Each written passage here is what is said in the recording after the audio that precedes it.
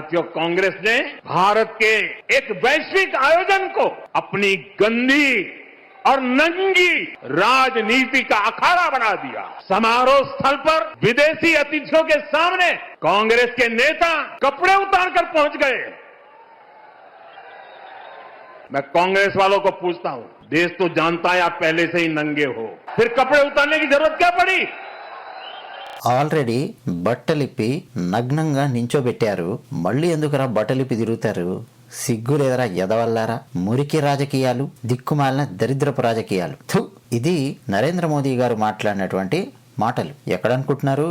మీరట్లో బహిరంగ సభలో కాంగ్రెస్ పార్టీని ఉద్దేశించి గందీ రాజనీతి ఆర్ నంగే రాజనీతి అని చెప్పి నరేంద్ర మోదీ గారు విమర్శించారు. ఇంగ్లీష్లో చెప్పాలంటే dirty politics and naked politics అని. దేశం మొత్తం మిమ్మల్ని ఇప్పటికే నగ్నంగా చూసింది, ఇంకా బట్టలిప్పడం ఎందుకురా అని కాంగ్రెస్ పార్టీ యొక్క ఐడియాలజికల్ బ్యాంకరప్సీని ఎండగట్టే ప్రయత్నం చేశారు నరేంద్ర మోదీ గారు. అంతేకాదు ఇతర ఆపోజిషన్ పార్టీలు ఉన్నాయి, టీఎంసీ, డిఎంకే, బిఎస్పి, ఇవన్నీ ఖండించాయి. ఏఐ సమ్మిట్లో కాంగ్రెస్ పార్టీ కార్యకర్తలు బట్టలిప్పి అక్కడ వీరంగం వేయడము అవి కొన్ని ప్రతిపక్ష పార్టీలకు కూడా నచ్చలేదు. ఎందుకంటే నరేంద్ర మోదీ గారు నిన్న బహిరంగ సభలో ఒక మాట అన్నారు, అరే మీరు డిస్టర్బ్ చేయడానికి అది భారతీయ జనతా పార్టీ సమావేశం కాదురా, అది భారతదేశం మొత్తానికి చెందినటువంటి సమావేశం రా, అది ఏఐ సమ్మిట్ రా, అది మన భారతదేశం యొక్క గొప్పతనాన్ని అంతర్జాతీయ డెలిగేట్ల ముందు ప్రదర్శించేటటువంటి గొప్ప కార్యక్రమం రా, దేశం యొక్క ఇమేజ్ని డ్యామేజ్ చేయాలి అని చెప్పి ఎందుకు ప్రయత్నం చేస్తారు? ఇది నరేంద్ర మోదీ గారు మాట్లాడినటువంటి మాటలు, భావాలు. నిజంగా అండి, అంత అద్భుతమైనటువంటి ఒక ఏఐ ఇంపాక్ట్ సమ్మిట్ జరుగుతూ ఉన్నప్పుడు ఎంత హుందాగా బిహేవ్ చేయాలి ప్రతిపక్ష పార్టీలు? అసలు ప్రపంచంలో ఇలాంటి సమ్మిట్లు ఈ స్థాయిలో ఏ ఏ దేశాలలో జరుగుతాయి చెప్పండి? వేళ్ల మీద లెక్క పెట్టగలిగేంతటి అతి తక్కువ దేశాల్లో జరుగుతాయి. జనరల్గా అమెరికాలో ఇలాంటివి జరుగుతూ ఉంటాయి, చైనాలో జరిగే అవకాశం ఉంది. బట్ చైనాలో ఏంటంటే క్లోజ్డ్ డోర్ లాగా ఉంటుంది, బట్ స్టిల్ ఓకే, చైనాలో కూడా జరిగే అవకాశాలు ఉంటాయి. ఇతర ప్రజాస్వామ్య దేశాలలో, యూరప్లో, ఫ్రాన్స్ లాంటి దేశాలలోనో లేదు, చాలా చాలా రేర్ ఆఫ్ ద రేరెస్ట్గా ఎక్కడో జరిగేటటువంటి గొప్పనైనటువంటి సమ్మిట్స్ అలాంటివి ఉంటాయి. అలాంటి సమ్మిట్ ఒకటి మన భారతదేశంలో జరుగుతూ ఉంటే ఎలా బిహేవ్ చేయాలి చెప్పండి? అంటే ఒక సభ, ఒక సమావేశం జరుగుతూ ఉంటే, ఒక సమ్మిట్ జరుగుతూ ఉంటే, లేదు పార్లమెంటు బడ్జెట్ సమావేశాలు అంటే ఏదైనా కానీ డిస్టర్బ్ చేయడానికి ప్రయత్నం చేయాల్సిందేనా? ఆలోచించండి. అంటే గ్లోబల్ ఈవెంట్ను ఒక పొలిటికల్ స్టంట్గా మార్చే ప్రయత్నం కాంగ్రెస్ పార్టీ చేస్తూ దేశ గౌరవాన్ని డ్యామేజ్ చేసే ప్రయత్నం చేయడం. నాకైతే అండి 2-3 సంఘటనలు గుర్తొస్తున్నాయి. ఒకటి, మహాభారతంలో శిశుపాలుడు రాజసూయ యాగాన్ని డిస్టర్బ్ చేయడం గుర్తొస్తుంది. మీ అందరికి గుర్తుండే ఉంటుంది. ధర్మరాజు రాజసూయ యాగం చేస్తాడు. అందులో శ్రీకృష్ణ పరమాత్మను అగ్ర పూజ ఇస్తూ, అగ్ర గౌరవం ఇస్తూ ఆయనను సత్కరించడము, పూజించడము చేస్తూ ఉంటే ఆ సమయంలో ఆ సభలో చాలా గొప్ప గొప్ప రాజులు, రాజాది రాజులు ఎందరెందరో ఉంటారు. అలాంటి సభలో చేది రాజ్యానికి చెందినటువంటి రాజు శిశుపాలుడు లేచి నిలబడి శ్రీకృష్ణుడిని అవమానించి, గోవులు కాసుకునేవాడు, ఈ పశువులు కాసుకునేవాడిని ఏంది పైన కూర్చోబెట్టి అగ్రతాంబూలం ఇస్తున్నారు, నేను లెజెండును కానా, ఫలానా ఆయన లెజెండు కాడా, ఈయననే లెజెండా, మేమందరం ఉత్త సెలబ్రిటీలమా, ఈ టైపులో మాట్లాడడం మొదలెడతాడు శిశుపాలుడు. శ్రీకృష్ణుడు చూస్తాడు, తప్పులు 100 దాటుతాయి. సుదర్శన చక్ర ప్రయోగం చేస్తాడు, శిశుపాలుడిని సంహరిస్తాడు. కానీ ఒక రకంగా చూడండి, ఆ యాగం యొక్క గౌరవాన్ని చెడగొట్టే ప్రయత్నం చేయడమే కదా శిశుపాలుడు. ఇప్పుడు బయటికి వెళ్ళిన తర్వాత రాజాది రాజులు వాళ్ళందరూ వాళ్ళ ఇళ్ళకి వెళ్ళిన తర్వాత వాళ్ళ రాజ్యాలలో ఏం మాట్లాడుకొని ఉంటారు ఒకసారి ఆలోచించండి. ఆనాడు మీడియా కనుకుంటే ఏమేం రాసుండేదో చూడండి. అరే ధర్మరాజు ఇంత అద్భుతంగా రాజసూయ యాగం చేశాడు అన్నటువంటి విషయం హైలైట్ అవుతుందా? శిశుపాలుడు ఈ విధంగా డిస్టర్బ్ చేస్తే కృష్ణుడు చంపాల్సి వచ్చింది, చేతికి రక్తం అంటించుకోవాల్సినటువంటి పరిస్థితి వచ్చింది. అక్కడ అంత అద్భుతమైన కార్యక్రమం జరుగుతుంటే వాడు డిస్టర్బ్ చేశాడు, ఇదేం మాట్లాడుకుంటారు కదా. సేమ్ కాంగ్రెస్ పార్టీ బిహేవియర్ కూడా శిశుపాలుడి బిహేవియరే అండి. అక్కడ శిశుపాలుడు ఏంటి, శ్రీకృష్ణుడి మీద ఈర్ష్యతో ఆ ముఖ్యమైనటువంటి ఈవెంట్ను స్పాయిల్ చేసే ప్రయత్నం చేయడం. ఎగ్జాక్ట్గా ఏఐ సమ్మిట్లో కాంగ్రెస్ పార్టీ నరేంద్ర మోదీ గారిని అవమానించడానికి చేసినటువంటి ప్లాన్ అన్నమాట సిమిలర్గా ఉంది. నాకైతే 2005లో చిరంజీవి గారు పద్మభూషణ్ అవార్డు అందుకున్న సమయంలో చిరంజీవి గారిని సత్కరించడానికి పరిశ్రమ తరలి వచ్చింది. అందులో కేవలం తెలుగు పరిశ్రమకు చెందిన వాళ్లే కాదు, తమిళ, మలయాళ, కన్నడ పరిశ్రమకు చెందినటువంటి ఎందరో హీరోలు, హీరోయిన్లు, టెక్నీషియన్స్ చాలా మంది వచ్చారు, దర్శకులు, నిర్మాతలు. చిరంజీవి గారి పద్మభూషణ్ అవార్డు అండి. నీకు నచ్చిందా నచ్చలేదా అని తర్వాత మాట్లాడుకో, మీడియాలో ఎలాగో మాట్లాడుతూనే ఉంటారు, చిరంజీవికి ఎందుకు ఇచ్చారు, నాకు ఎందుకు ఇవ్వలేదు, ఆయనకి ఎందుకు ఇచ్చారు, ఇది ఎప్పుడు ఉంటుంది. ఓకే, కానీ అక్కడ ఒక సభ జరుగుతుంది, ఒక అద్భుతమైన సమావేశం జరుగుతుంది. లక్ష్యం ఏంటి? చిరంజీవి గారిని సత్కరించడం, ఓ 4 మంచి మాటలు మాట్లాడడం. అదే మా చిరంజీవి గారు రక్తదానం చేయడం కోసం ఇదిగో ఫలానా స్థాపించారు. అభిమానుల యొక్క ఎనర్జీని రాంగ్ డైరెక్షన్లో వెళ్ళనివ్వకుండా ఒక పాజిటివ్ డైరెక్షన్లో తీసుకురావడానికి రక్తదాన శిబిరాలు ఏర్పాటు చేశారు ఫస్ట్. ఇదిగో ఆ తర్వాత దాని లెవెల్ పెంచారు, బ్లడ్ బ్యాంక్ స్టార్ట్ చేశారు. హైదరాబాద్లో చాలా కష్టంగా ఉండేది రక్తం దొరకడం అనేది, ఎవరికైనా యాక్సిడెంట్ అయినా, ఏదైనా ఆపరేషన్స్ అయినా, సమస్య అయినా కానీ. కానీ చిరంజీవి గారి బ్లడ్ బ్యాంక్ ఏర్పాటు చేసిన తర్వాత వాళ్ళు బ్లడ్ కలెక్ట్ చేస్తూ ఉండడము, డిస్ట్రిబ్యూట్ చేస్తూ ఉండడం, దానివల్ల చాలా సమస్యలు తగ్గాయి, ఇంతమంది ప్రాణాలు కాపాడారు. మాట్లాడొచ్చు. ఇగో నేత్రదానం, చిరంజీవి గారు ఇలా ఇన్స్పైర్ అయ్యారు, ఐ బ్యాంక్ స్టార్ట్ చేశారు, ఇంతమంది కళ్ళు పెట్టారు, మాట్లాడొచ్చు. ఇదిగో ఫలానా మంచి పనులు చేశారు, మాట్లాడొచ్చు. అవి ఏమీ లేవండి. మోహన్ బాబు అనే వ్యక్తి స్టేజ్ మీదకి ఎక్కి, ఆయన గొప్ప నటుడే కావచ్చు, నిర్మాత కావచ్చు, హూఎవర్ హీస్, స్టేజ్ మీదకి ఎక్కి చాలా దారుణంగా చిరంజీవి గారి మీద అవమానకరమైనటువంటి మాటలు. నేను చిరంజీవి బాగానే ఉంటాం, మధ్యలో అల్లు అరవింద్ అగ్గిపుల గీస్తాడు, మాదేదో అప్పుడేదో నేను చిరంజీవి యాక్ట్ చేసినటువంటి సినిమా హిట్ అయింది, అన్ని సినిమాలు వరుసగా హిట్ అయ్యాయి. ఆ టైంలో ఎవరో ఒక డాన్స్ మాస్టరు తాగి ఏదో అన్నాడని ఆ విషయం చిరంజీవికి చెప్తే ఫలానా గొడవయ్యి బ్లా బ్లా బ్లా బ్లా బ్లా చెత్తా చెదారం మొత్తం మాట్లాడారు మోహన్ బాబు గారు. మాట్లాడి మళ్ళీ ఏమంటారు తెలుసా, చిరంజీవి ఇది నీ ప్రోగ్రాం, నువ్వు కౌంటర్ ఇవ్వడానికి వీల్లేదు అని చెప్పి అంటాడు. ఆ టైంలో మూవీ ఆర్టిస్ట్ అసోసియేషన్ అధ్యక్షుడిగా కూడా ఉన్నట్టు గుర్తు నాకు మోహన్ బాబు గారు. చిరంజీవి గారిని పిలిచారు, షాల్వా కప్పారు. చిరంజీవి గారు నేను షాల్వా కప్పుకోను ఏమనలేదు. చిరంజీవి గారు మొహం మాడిపోయింది. అప్పటిదాకా సంతోషంగా ఉన్నారు, మొహం మాడిపోయింది, ఫేస్ మాడిపోయింది. ఆ తర్వాత కూడా చిరంజీవి గారు చాలా ఇబ్బందికరంగా కదులుతూ కనిపించారు. అంటే సభను పాడు చేసే ప్రయత్నం చేయడం. నేను ఇంతకుముందు అన్నానే లెజెండ్ సెలబ్రిటీ అని, సేమ్ అలా మోహన్ బాబు గారు 75 ఏళ్ల తెలుగు సినిమా రజతోత్సవ సభ అని చెప్పి జరిగింది. సంవత్సరం నాకు సరిగ్గా గుర్తు రావట్లా. ఆ టైంలో కూడా తెలుగు ఫిలిం ఇండస్ట్రీ మొత్తం తరలి వచ్చింది. అసలు ఎన్ని అందమైన జ్ఞాపకాలు ఉండాలి అది తలుచుకుంటే. నిర్మలమ్మ గారు మాట్లాడారు, still I remember. L V Prasad గారిని గుర్తు చేశారు. నాగేశ్వరరావు గారు మాట్లాడారు చిటపట చినుకులు పడుతూ ఉంటే పాట గురించి సరదాగా. బాలకృష్ణ గారు దుర్యోధనుడి గెటప్ ఏదో వేసుకొని వచ్చి చక్కగా డైలాగులు చెప్పారు. శివారెడ్డి మిమిక్రీ చాలా చాలా జరిగాయి. అవన్నీ గుర్తుండాలి కదా. ఓవరాల్గా ఏం హైలైట్ అయింది తెలుసా, మోహన్ బాబు వచ్చి మాట్లాడినటువంటి మాటలు. ఇక్కడేదో సెలబ్రిటీ లెజెండ్ అని పెట్టారు. నేను లెజెండును కానా, 500 సినిమాల్లో యాక్ట్ చేశాను, ఫలానా గిరిబాబు లెజెండ్ కాడా, ఫలానా ఆయన లెజెండ్ కాడా, ఈ టైప్లో ఏంటంటో స్టార్ట్ చేశాడు ఆయన. ఫైనల్గా దాన్ని చిరంజీవి గారి మీదకి ఫోకస్ తీసుకొని వెళ్ళడం ఇండైరెక్ట్ గా. ఆ కార్యక్రమ నిర్వాహకులు ఎవరో ఏదో చేశారనుకోండి, వాళ్ళ గురించి విడిగా మాట్లాడుకోవచ్చు, అది కాదయా అని చెప్పే ప్రయత్నం చేయొచ్చు. కానీ ఆ సభను డిస్టర్బ్ చేసే ప్రయత్నం చేయడం అండి, ఆలోచించండి. అవమానకరమైన కామెంట్స్ చేయడం.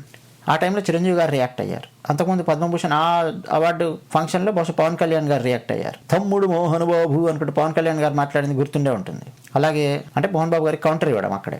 చిరంజీవి గారు అసలు చాలా ఊగిపోతూ చిరంజీవి గారు అలా మాట్లాడడం ఫస్ట్ టైం నేను చూడడం అండి. అంతకుముందు ఎప్పుడు కూడా చిరంజీవి గారు అంత ఊగిపోతూ అంత ఆవేశంగా ఎప్పుడు మాట్లాడలా. అంటే ప్రశాంతంగా ఉండే, సాధ్యమైనంత ప్రశాంతంగా కనిపించే చిరంజీవి గారు లాంటి వ్యక్తికే ఒక ఇరిటేషన్ తెప్పించాడంటే మోహన్ బాబు అనే వ్యక్తి ఎంత డిస్టర్బ్ చేశాడు చూడండి ఆ సభను. చిరంజీవి గారు వచ్చి మాట్లాడారు, తనకేదో ఇస్తే అది తీసుకోలేదు. టైం క్యాప్సూల్ లాగా ఏదో పెద్ద డబ్బా పెడితే ఆ డబ్బాలో పడేశారు, లాక్ చేశారు. తర్వాత తీసుకుంటాం, ఇది 100 ఏళ్ల సెలబ్రేషన్ అయినప్పుడు అప్పుడు తీసుకుంటాం, కానీ నాకు అవసరం లేదు అని చెప్పి చిరంజీవి గారు అక్కడ తనకిచ్చిన అవార్డు లాంటిది ఏదో దాంట్లో పడేశారు. కంపు చేయడం అండి సభలు సమావేశాలను. అంటే ఇక్కడ పర్సనల్ రైవలరీతో ఇండస్ట్రీ ఈవెంట్ను స్పాయిల్ చేయడం. సేమ్ కాంగ్రెస్ పార్టీ అదే బిహేవియర్. నరేంద్ర మోదీ గారితో ఉన్నటువంటి పర్సనల్ రైవలరీ వల్ల నిజానికి అది పొలిటికల్ రైవలరీ, కానీ పర్సనల్ రైవలరీగా మార్చారు. మోదీ గారి తల్లిని తిడతారు, ఏంటంటో చేస్తారు. ఆఖరకు నరేంద్ర మోదీ గారి మీద పార్లమెంట్లో మహిళా ఎంపీలను ఉసిగొల్పుతారు. ఇవి చాలదన్నట్టు ఏఐ సమ్మిట్ జరుగుతుంటే ఏఐ సమ్మిట్లో బట్టలు ఇప్పి నగ్న ప్రదర్శనలు, అర్ధనగ్న ప్రదర్శనలు.